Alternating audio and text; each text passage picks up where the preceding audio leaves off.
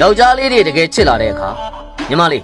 မကြိုက်တာတွေပြင်မာလို့ပြောစရာမလိုဘူးသူ့သိစိတ်နဲ့ပြင်လိုက်ဘီယာကြိုက်တဲ့ကောင်ကိုလာပြောင်းတော့လေဆက်လက်ကြိုက်တဲ့ကောင်ကလည်းဘိုက်ပြောင်းတော့လေကွန်ရဝါတဲ့ကောင်ကပီကီပြောင်းသွားလေရန်ဖြစ်နေတဲ့ကောင်ကလည်းသူ့ဘာသာလိမ္မာလာလေအဲ့ဒါဘာလို့လဲဆိုတော့နင့်ကောင်ကဆက်လက်သမားနင့်ကောင်ကအရက်သမားနင့်ကောင်ကလူစိုးလူမိုက်ဆိုပြီးလူတွေကြားထဲမှာညီမလေးကိုအပြောမခံနိုင်မျက်နှာငယ်မခံနိုင်လို့ပဲဂယူးစိုက်တက်လာမယ်ရေချိုးတာအစနှာချီတာအစုံတဲတဲလှုပ်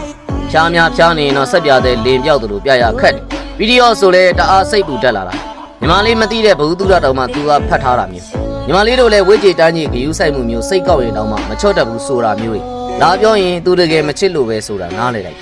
အကိုတို့ယောက်ျားလေးတွေကသူတို့တကယ်ချစ်တဲ့မိန်းမဆိုရင်မချော့တတ်တာလည်းမရှိဘူးမပြေနိုင်တာလည်းမရှိဘူးမလုတ်ပေးနိုင်တာလည်းမရှိသလောက်